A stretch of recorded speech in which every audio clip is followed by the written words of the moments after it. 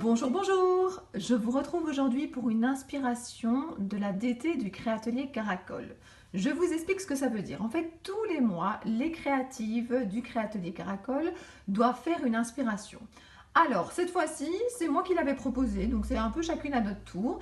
Et j'avais proposé qu'il y ait sur la création des fleurs, une enveloppe et un sentiment ou un texte. Donc voilà, il faut que ce soit une inspiration qui aille pour tous les types de scrap. Donc il y a des personnes qui préfèrent faire comme moi des ATC, des tacs, des cartes. Il y en a qui préfèrent les pages. Dans les pages, il y a du scrap européen, du scrap américain. Donc il en faut pour tous les goûts. Quand j'ai proposé cette inspiration, je n'avais absolument aucune idée de ce que j'allais faire. Et quand j'ai pensé aux fleurs, je me suis dit, il faut absolument que j'utilise la collection Sorbet d'Azeline que vous trouvez. Voilà, c'est Carabelle qui fait ça. Alors, on la vend au Créatelier Caracol et il y a d'autres magasins également qui la vendent. Et bien sûr, vous trouvez ça également chez Carabelle. J'adore cette collection de papier. Quand elle l'a montrée sur Facebook, j'en étais franchement fan même avant de les voir en vrai. Et en vrai, ils sont encore plus beaux. Je suis fan d'Azeline depuis longtemps. Je vous en ai déjà parlé dans mes vidéos. J'ai même été jusqu'à Paris dans son atelier pour suivre un atelier, une croppe. Et puis généralement aussi je vais en salon faire des petits ateliers, des make and take avec elle. J'en ai fait un notamment que je vous ai montré à version scrap. Donc si vous avez l'occasion de la rencontrer et de faire une création avec elle, n'hésitez pas. Alors je vais quand même vous montrer un petit peu les papiers qu'il y a dans ce kit si jamais vous hésitez à l'acheter. Alors attendez, je sais que la luminosité n'est pas géniale. J'ai commandé des lumières. Alors déjà, voilà le papier que moi je vais utiliser. Je vous en reparle juste après. Il y en a un petit bout qui est déjà, voilà. Regardez déjà, ceci c'est vraiment super joli. À l'arrière, vous avez ces fleurs-là. Moi, c'est ce monde-là que j'adore chez Azeline et je vais vous montrer qu'elle est fleurs en tampon assorties. Alors, vous avez chaque fois deux pages, hein, donc il ne faut pas hésiter d'utiliser l'avant ou l'arrière. Ou s'il y a une page que vous aimez particulièrement, vous pouvez l'utiliser deux fois. Regardez ça, c'est vraiment trop beau. Oh, je sais, j'adore cette collection. Vous avez ceci d'un côté. Et c'est ça que j'aime bien aussi. Il y a un côté qui est un peu plus sobre et un côté qui est peps avec des fleurs. Regardez ça. C'est génial. Elle a bien fait. Encore de chaque. Alors d'un côté, vous avez des petites fleurs vertes qui sont plus typées. Regardez de l'autre côté. Explosion de ronds très colorés. Alors moi, là, la caméra, on ne le voit pas assez. On a l'impression que c'est gris, mais c'est bleu. Voilà. Et pourtant, je suis dans ma chambre. Il y a plein de soleil via le Velux. Enfin, plein de soleil, non. Il y a du soleil via les Velux, mais ça ne se voit pas assez. Et donc, voilà le papier dont je veux vous parler. Là, on a plus ou moins la bonne couleur. Donc, ça dépend vraiment des pages. Alors, j'ai utilisé cette collection de papier. Je l'ai utilisée de plusieurs façons différentes. Je vais les mettre sur le côté pour vous montrer. J'ai décidé d'abord, alors je vais vous rappeler quelque chose un peu que je fais dans mes vidéos, surtout les vidéos 100% action. Alors la vidéo 100% action, la suivante sera normalement samedi matin parce que j'ai fait un envoi, que la personne l'a reçu et que je vais pouvoir alors publier la vidéo pour vous montrer comment j'ai fait la création que je lui ai envoyée 100% action. Alors aujourd'hui donc, nous sommes dans le monde d'Azeline, j'ai utilisé cette page-là, j'ai utilisé cette planche de cachet-là. Alors regardez, tout à l'heure sur une des pages, je vous ai montré ces fleurs-là.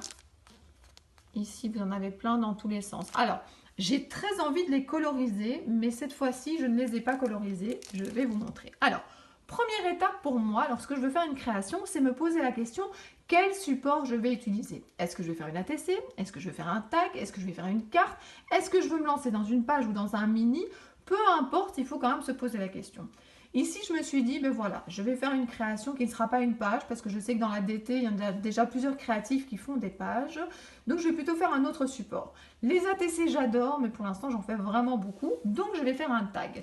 Donc, j'ai utilisé, comme ça, vous voyez tout le matériel, il y aura une photo à la fin du matériel. J'ai utilisé un dies 6X. Alors, ce que j'aime bien chez 6X, attendez, que je vous montre, j'espère qu'on va faire... Voilà, vous voyez de loin qu'il est écrit 6X. J'aime bien les dies 6X parce qu'en fait, c'est marqué dessus que c'est cette marque-là.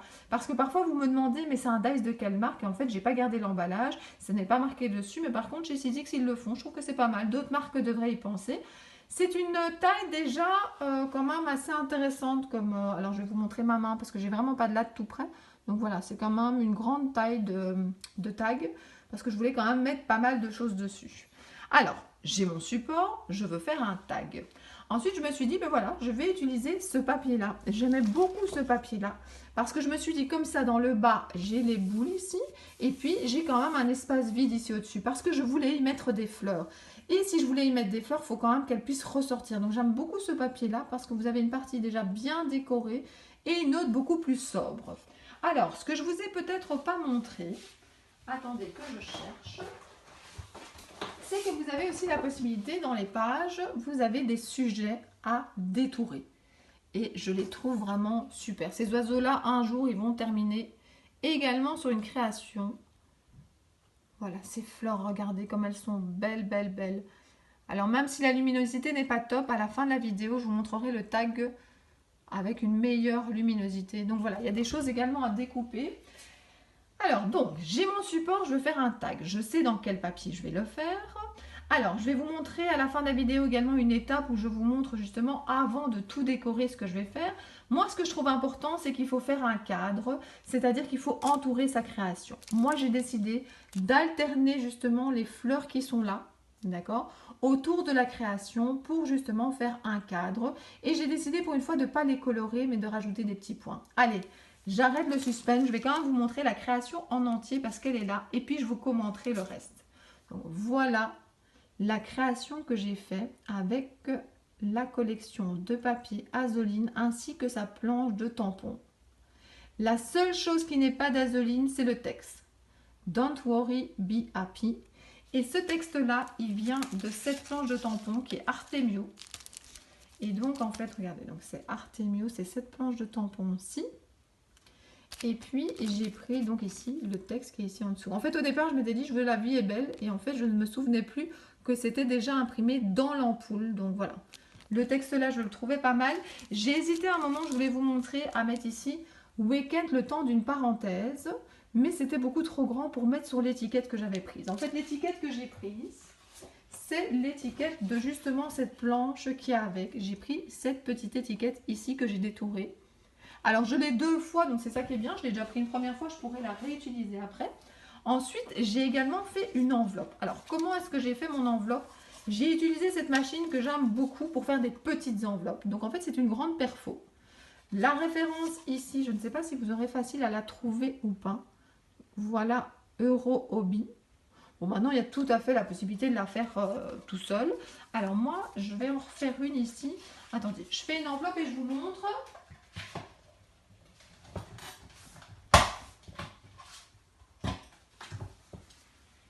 Voilà, je la détache et je suis là. Hop.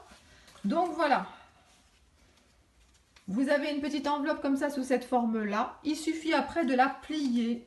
Et moi, je me suis justement demandé si je préférais la plier et avoir plutôt l'intérieur comme ça avec du mauve ou la plier dans l'autre sens et avoir plutôt le fond qui ressortait, le même fond que sur le tag.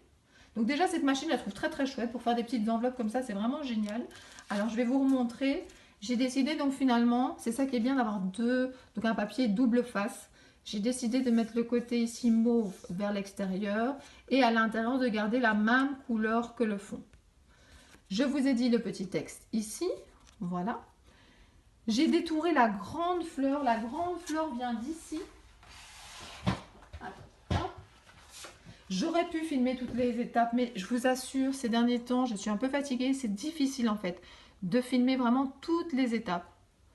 Je vais le faire enfin, je l'ai déjà fait dans la vidéo que je vais vous publier samedi.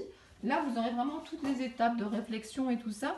Mais ici, voilà, vous avez le résultat final et puis je vous parle un peu de comment en fait j'ai réfléchi. Donc, vous voyez, le cadre est fait en fleurs. Je vous le dis chaque fois dans toutes mes créations. Moi, je trouve que c'est plus joli quand les cachets débordent de la page, en fait. Oui, c'est bien d'avoir des fleurs complètes, hein, mais regardez, moi, je trouve ça sympa d'avoir les fleurs comme si elles continuaient en dehors du tag. Alors, ce que je voulais vous montrer aussi, oh, je ne l'ai pas pris avec, c'est un petit peu dommage, mais voilà, de toute façon, elle sera en photo à la fin de la vidéo.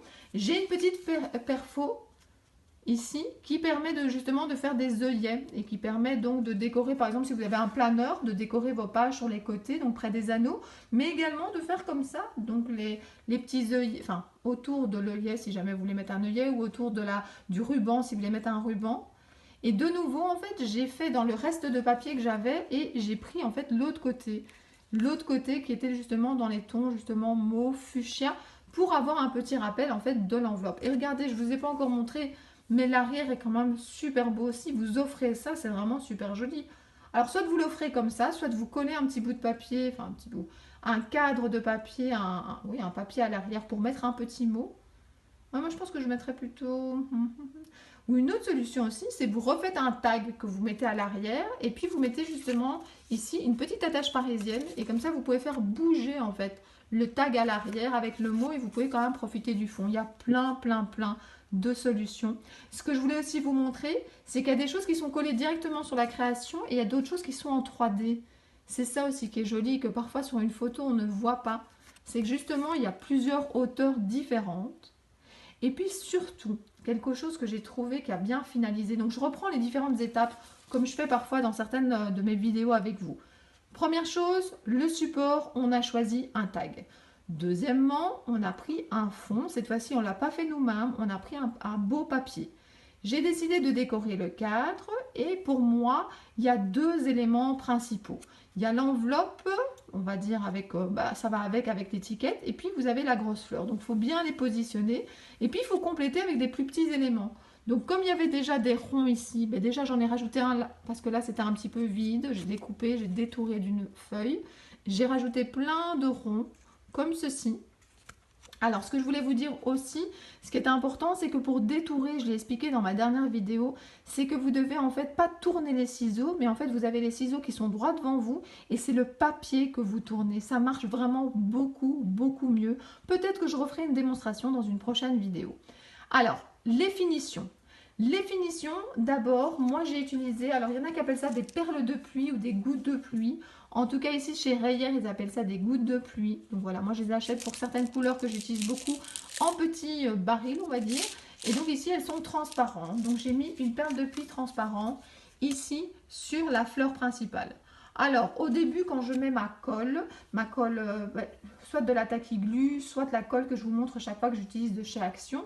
Il faut attendre un petit peu, mais la colle, quand elle sèche, elle disparaît. Donc, vous n'avez plus cet effet, justement, pâteux blanc. Après, vous avez vraiment le centre de la fleur qui ressort comme ça. Je trouve ça vraiment très joli. Et puis, j'ai utilisé deux nouveaux Crystal Drop. Alors, je suis complètement fan et je sais que je ne suis pas la seule. Sur Internet, il y en a plein qui en parlent. Je suis complètement folle des Crystal Drop. Alors, celui que j'avais déjà depuis longtemps et que j'utilisais, c'est celui-ci. Donc, je vous montre. Le Gloss Simply White. Le Gloss Simply White, c'est du blanc. Et donc, comme vous voyez, j'ai fait le cœur des fleurs qui entourent la création, ainsi que certains endroits, vous voyez, où j'ai mis là au bout aussi du blanc. Donc voilà, j'ai alterné le blanc et j'ai alterné aussi le transparent. Et le transparent, je viens de l'acheter à Nuance de Scrap. Il m'avait été conseillé et je le trouve génial. Alors, donc de nouveau, vous voyez, c'est un Crystal Drop. On pourrait croire qu'il est un petit peu blanc, mais il est vraiment transparent. Et donc, voilà ce qui est écrit dessus, si jamais vous le cherchez. Et justement, je voulais faire des rappels de la perle de pluie. Et donc, j'ai utilisé ici, par exemple, vous voyez, pour faire le centre de la fleur du transparent. Là, on ne le voit pas très fort à la caméra, je pense, mais j'ai également mis du transparent sur ce rond ici. J'ai mis un peu de transparent sur les points qui étaient déjà dessinés. Donc voilà, j'en ai mis un petit peu partout et c'est vrai que c'est difficile de tout vous montrer. Le blanc évidemment ressort mieux. Alors attendez, où est-ce que j'ai encore mis du transparent que je pourrais vous montrer? C'est plus des petites pointes de transparent. Comme par exemple ici, là sur le noir, j'ai mis du transparent. Donc voilà. Je suis très contente de cette création, surtout que comme d'habitude, je ne savais pas du tout vers où j'allais. Je savais ce que j'avais comme sujet principal. Et puis voilà. Je vous montre, j'essaie de bouger parce que parfois ça vous permet de mieux voir le relief de la création. Donc je réfléchis si j'ai encore quelque chose à vous dire par rapport à cette création. Donc le kit de papier, il y a les cachets assortis. Moi je ne savais pas du tout, c'est vraiment quand j'étais à version scrap que j'ai entendu que c'était vraiment les fleurs qui allaient avec la collection de papier. Je ne savais pas qu'elles étaient assorties, je savais que c'était de la nouvelle collection, mais je ne savais pas que ça allait ensemble. Et j'ai complètement craqué sur le modèle. J'ai hâte de les coloriser. Je vous avoue, ici, je suis un petit peu frustrée parce que finalement, je les ai tamponnés à la Versafine noire. Moi, je ne jure que par la Versafine noire. Et après, évidemment, j'ai rajouté des petits points blancs et des petits points transparents. Mais les coloriser au Néocolor ou Néocolor 2, attention, vous savez bien que les deux sont aquarellables, les 1 ou les 0 plutôt, voilà. Les Néocolor classiques ne sont pas aquarellables. J'ai vraiment, vraiment, vraiment hâte. Alors, juste avant de terminer ma vidéo, je voudrais quand même vous parler encore un tout petit peu du monde d'Azoline. Alors peut-être que vous avez déjà vu, mais ces créations-là, alors je me suis fait un petit album ici où je mets des ATC que j'ai envie de garder. Donc vous voyez par exemple des trois on va dire, gobelets de café. J'ai gardé celle-ci pour moi. Et alors ici, regardez, j'ai fait deux... Alors vous savez... Ah non, attendez, c'est parce qu'il y a encore un plastique que je n'avais pas vu. Ça tombe. Voilà.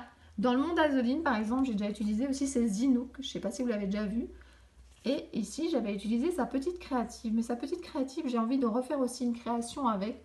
Donc voilà, si vous ne connaissez pas, ça m'étonnerait, mais si vous ne connaissez pas le monde d'Azoline, allez voir sur Instagram, allez voir sur Facebook, allez voir sur Internet. Vous allez être émerveillés par les couleurs. Je pense que là, par exemple, il pleut maintenant chez moi. D'habitude, je ne fais pas de blabla, mais là, comme ça, vous le savez, peut-être que vous l'entendez un petit peu. Et j'ai besoin de couleurs. Et chez Azoline, il y a toujours plein de couleurs. Et ça me fait du bien. Donc voilà, je suis contente d'avoir montré ma création, de vous l'avoir expliqué, d'avoir passé ce petit moment avec vous. J'espère que je n'en ai pas déçu certains ou certaines de ne pas avoir fait toutes les étapes avec vous, mais je pense que c'est une création que vous pouvez vraiment comprendre comment j'ai procédé et que vous pouvez refaire le même style si vous le souhaitez. Et puis de toute façon, je vais vous montrer déjà une photo à la fin de la vidéo où vous verrez la première étape où j'ai d'abord décoré les côtés et puis vous verrez des photos du matériel et une photo de la réalisation finale avec, je pense, quand même une lumière qui montre mieux les détails. Et bien voilà, je vous dis à très bientôt pour des prochaines vidéos. Bisous bisous.